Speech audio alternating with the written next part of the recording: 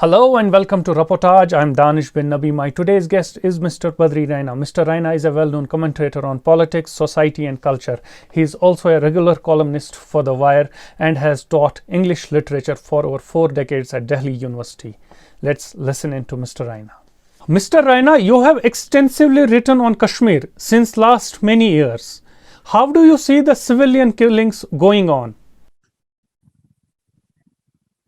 Unfortunate and potentially dangerous. You see, Danish, what happens is when secular democratic politics succumbs to sectarian politics, these things are bound to happen.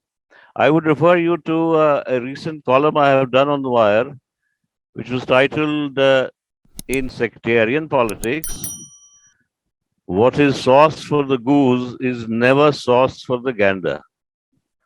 And there, of course, I said, it's unfortunate. At that time, 28 people were killed, and 21 of them were Muslims. Even among the 7 that were killed along with Shri Bindru, one was a Muslim taxi driver.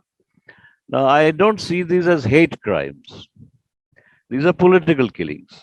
Unfortunate. I don't believe that this sort of killing will yield any constructive results. But I do understand that these killings are directed at trying to negate the possible demographic consequences of the abrogation of Article 370. Sir, but why is it always the Kashmiri Muslims? Also issues from a complete denial of democracy in the state. Sir, but they have stopped also giving the bodies back, the dead bodies back to the families. That violates every conceivable human and spiritual good sense, and it bespeaks a state that is on tenterhooks, that doesn't quite know how to control the outrage that is happening there. It can't be excused on any. It doesn't matter what the religion of the dead person is, but how can you excuse such a thing? But sir, why is it always the Kashmiri Muslims that the body is not given back to the Kashmiri Muslims? Whenever there is any killing of the minorities in Kashmir, the body is immediately given back to the families. But when it comes to the Kashmiri Muslims, it's the Kashmiri Muslims who mostly suffer because of these killings. And they do cite the law and order problem. This law and order problem does not suit them or augur them well when it's the Kashmiri Pandits or Kashmiri Sikhs or any other minority. But when it comes to the Kashmiri Muslims, it's always the law and order problem. Why is it so? You see, I look at it this way. Over some years now, the state has, with some success, unleashed a narrative in which somehow the killings or atrocities committed on young Muslims have got to be seen as parts, if you like, of a normalcy agenda. This is part of returning the state to normalcy. This narrative has gained ground in the right wing, and voices which protest against these kinds of things get muted. And you know how the media works. But this can't be justified on a life is a life is a life is a life. Very few people know, how much oppression has been taking place on ordinary civilian lives in their homes, outside on the street. And it's unfortunate. It's just a question of having floated a narrative whereby these people don't seem to matter. The more you kill, the more normal you get in the valley. That's the way I see it, and that is unacceptable. Mr. Raina, do you feel or do you think that Kashmiri Muslims are to be blamed whatever is happening in Kashmir Valley? Of course not. I mean, the point is, I've had this conversation with my Pandit friends many times. And I have said, at what point in history do you essentialize a community? At what point in history do you say this is what Muslims are like and this is what Pandits are like? And I cannot forget 1947, when the invader was Muslim, the invaded were Muslims overwhelmingly. There was no accession at that time. And there was no Indian army at that time. There was hardly any government at that time.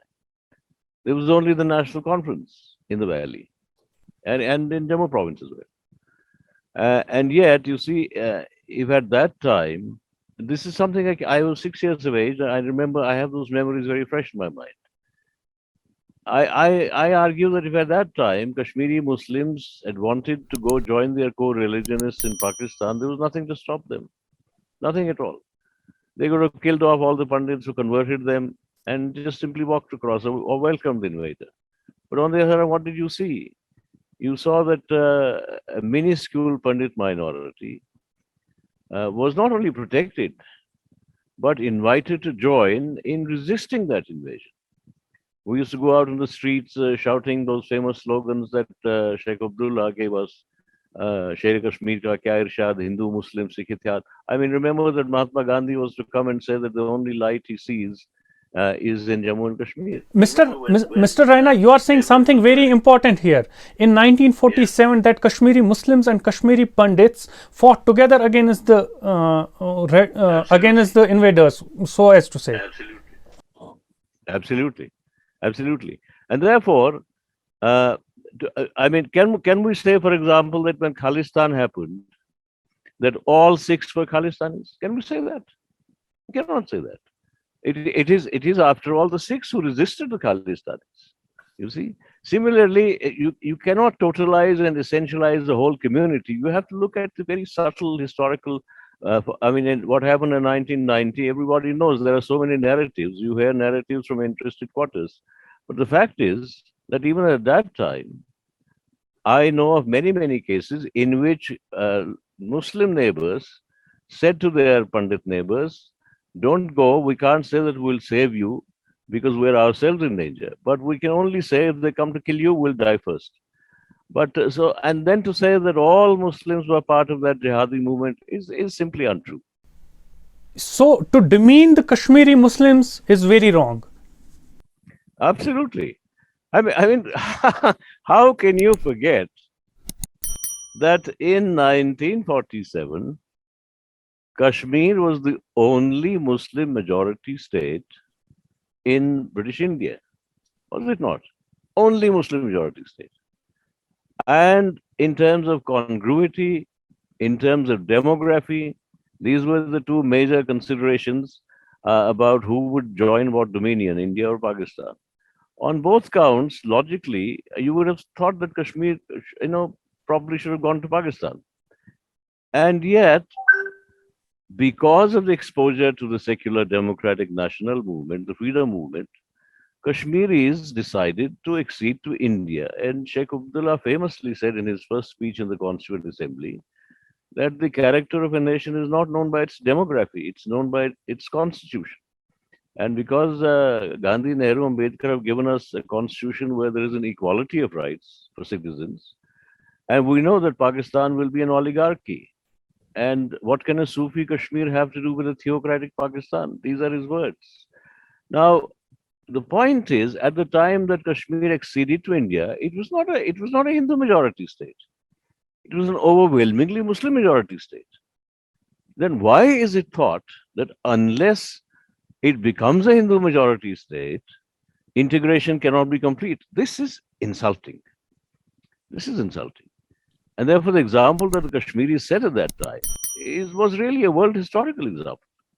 Mr. Raina, in this scheme of things, do you think it was necessary for the government of India to dilute Article 370?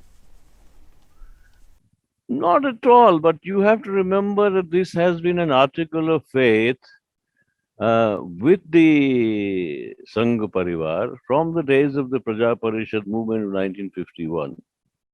You see, and that is another story. When special status was decided through negotiations in the Constituent Assembly, for 5 months, Kashmiris were invited to talk to the Constituent Assembly And remarkable, the first meeting took place in Patel's house, in fact. And when you got to November, the draft of what was then Article 307 was made by Gopal Swami Iyengar and Patel. And then Iyengar said to Patel, now you must ask Nehru, who was not in the country, whether, it is okay with him.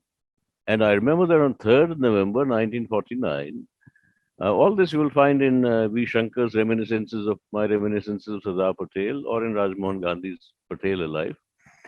3rd November, Patel wrote to Nehru saying that there was great opposition to granting special status, both in the Constituent Assembly, and in the party, but I prevailed. These are his words. You see, and therefore it was something which was thought out over a long period of time. In 1952, the Delhi Agreement codified it, the special status. And as Balraj Puri was to write, in an exchange of letters between Abdullah Nehru and Shamaprasad Mukherjee in 1953, January to March, in those letters, the Shamaprasad Mukherjee initially took the position that you can grant special status to the valley, but Jammu and Ladakh must be fully integrated with the Union. Then Abdullah pointed out that this is exactly the kind of division which Pakistan is looking to. And Nehru said that in 1952, after all, Shamaprasad Mukherjee was a member of Nehru's cabinet. Please remember that he had agreed to this. He had agreed to this. And then the document was again sent to one Durga Prasad, who forwarded it, and they said yes to regional autonomy. It was only at the last minute that, according to Balraj Puri, that the RSS said, no, this is not acceptable to us. So this has been an article of faith with right-wing nationalists from day one, because their view, as you know, is a Western nationalist view, that nationalism means one language, one religion, one culture, and so on and so forth, and therefore they feel that this is it was wrong. It was wrong. So, Mr. Raina, you are telling me that Shamaprasad Mukherjee initially was supportive of having a special status for the Jammu and Kashmir? No, according to Nehru, he had agreed to the 1952 Delhi Agreement, which codified special status. It is not something that I am saying; it's on record. Sir, then what led the present Prime Minister and Home Minister in diluting this Article 370?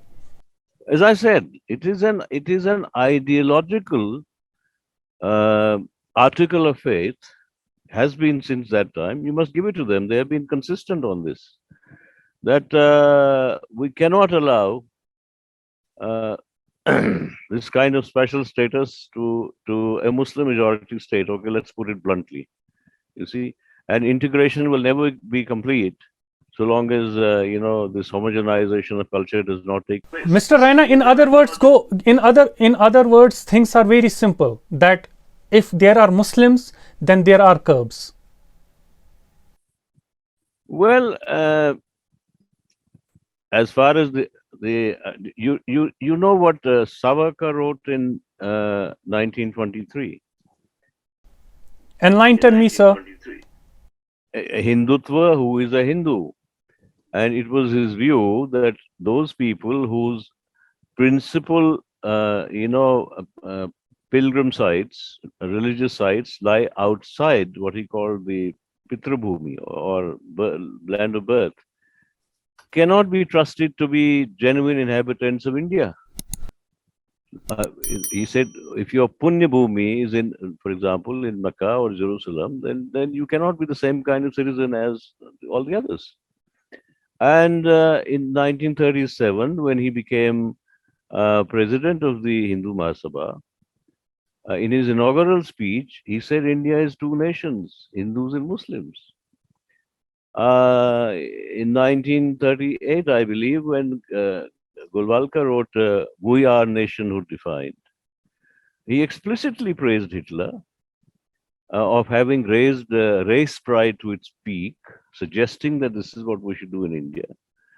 And he explicitly said to Muslims that unless you learn to venerate Hindu gods, Hindu rites, and Hindu rituals, your citizenship also will be in question. In Sir, 1968, when his thoughts were put together in a book called A Bunch of Thoughts, there's a whole chapter which is titled Enemy Number One, Muslims. So, and please remember when Modi ji went to Parliament for the first time in 2014, what did he say at the door when he bowed to the Parliament? You know, and what did he say? He said, 1200 साल के बाद गुलामी से मुक्ति मिली है. In other words, the suggestion clearly was that Muslims have been invaders. They don't belong here as the Aryans do, who, according to them, have always been here, didn't come from outside. And they have subjugated the majority, victimized the majority, if you like. And therefore, for the right wing, the principal freedom movement has been against Muslims. sir, had Not so Vajpayee, much against the British. sir, had Vajpayee got the majority in the parliament, he would also have diluted the special status of Jammu and Kashmir. I doubt it. I doubt it. I'll tell you why. I'll tell you why. Although he called himself Swayam Sevak, Vajpayee's idol was Jawaharlal Nehru, explicitly. He was wedded to the constitution. He was wedded to the constitution. He had any number of Muslim friends. And he was a parliamentarian by conviction. By conviction. And do remember that he took a bus to Lahore. And do remember that he invited Musharraf. And do remember that they nearly got to a draft solving the what we call the Kashmir problem, which was scuttled at the very last minute by the extreme right wing, as you know very well. None of this would be thinkable in the present regime. So I do not think that, and if he had wanted to do this, he would not have done this without consulting the Kashmir Assembly. In no way. I don't think he would have done that. So, sir, what is the difference between present Prime Minister and Mr. Vajpayee? As I said, Vajpayee's values were really came from the freedom movement, although they never participated in the freedom movement. And there was also talk that he had not acted very honorably in one episode in the freedom movement, where it is said allegedly that he gave some names to the British and so on and so forth. I can't watch for it, but it's there on the books. But the point is that he valued the values of the freedom movement. He valued the freedom movement, and as I said, he valued the constitution. He valued composite culture, no question about it. I mean, I can cite to you instances where he valued the composite culture. He valued the contribution of Muslims to Indian culture and to Indian history. So I do not think that is unthinkable now. For example, I have written this in a column.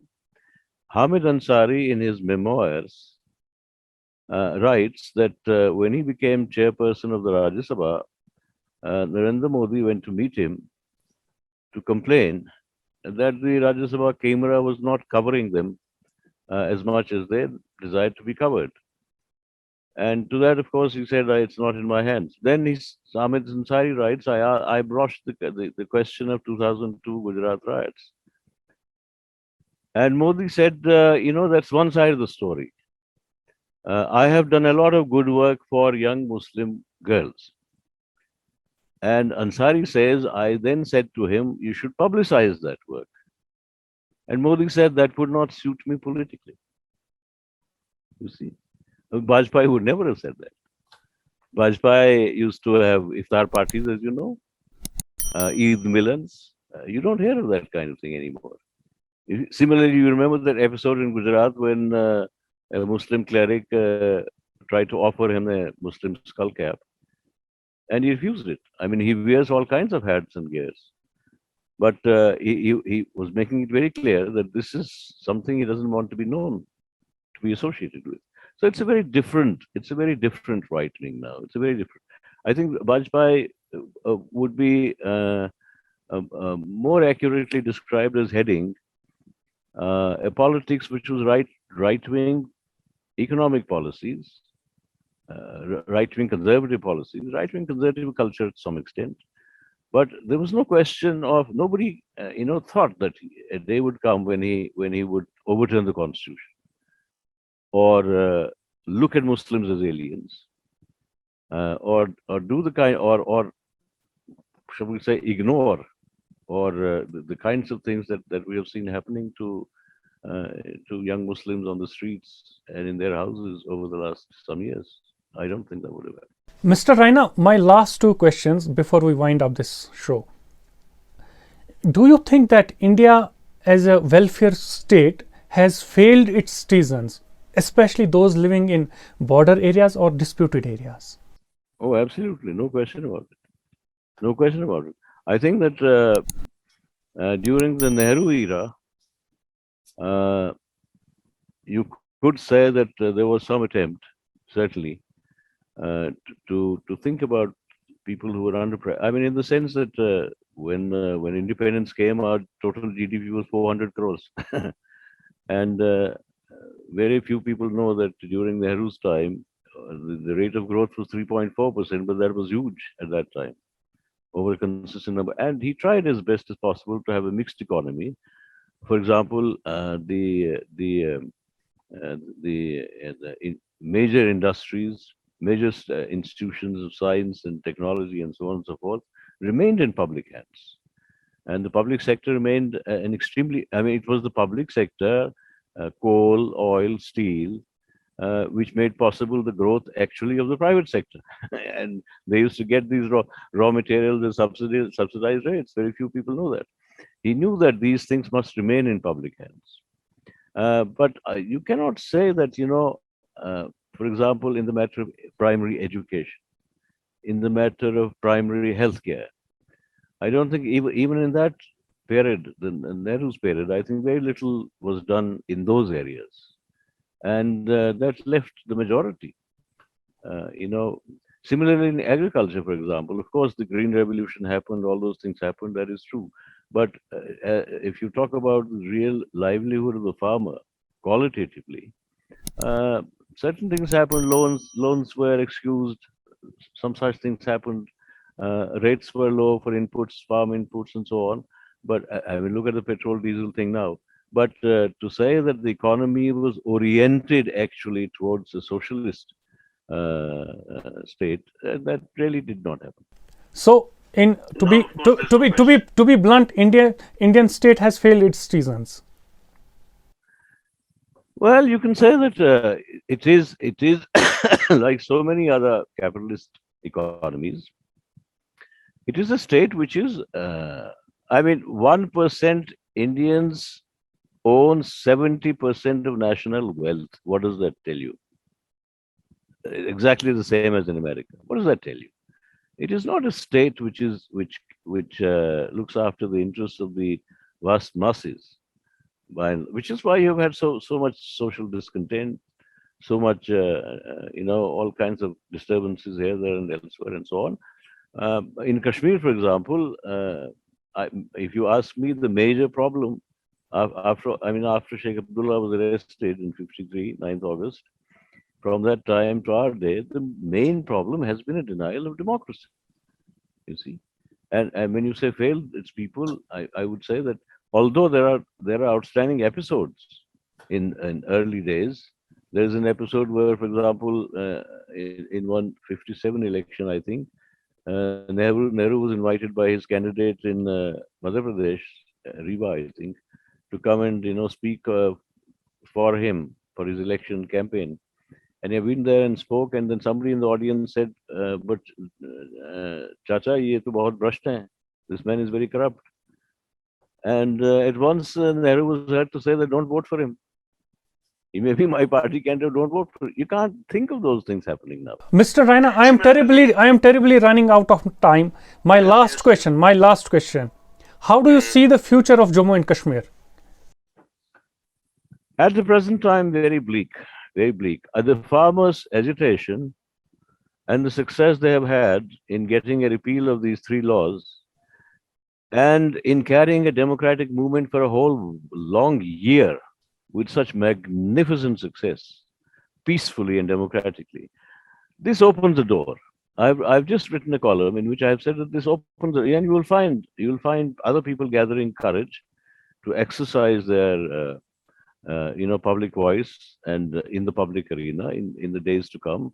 Where that will go, I don't know. I think at the present time, the government is waiting to see to want to have elections first to see who wins and then give you that kind of state. I mean, if the ruling party wins, they'll give you a full state. If the ruling party doesn't win, they may give you a state like Delhi. You see, and so at the present time, it's very bleak. It's very dark. Mr. Raina, thank you. Thank you very much for talking to me. Thank you. Most welcome. Most welcome. Please subscribe to our channel Reportage and press the bell icon to remain updated.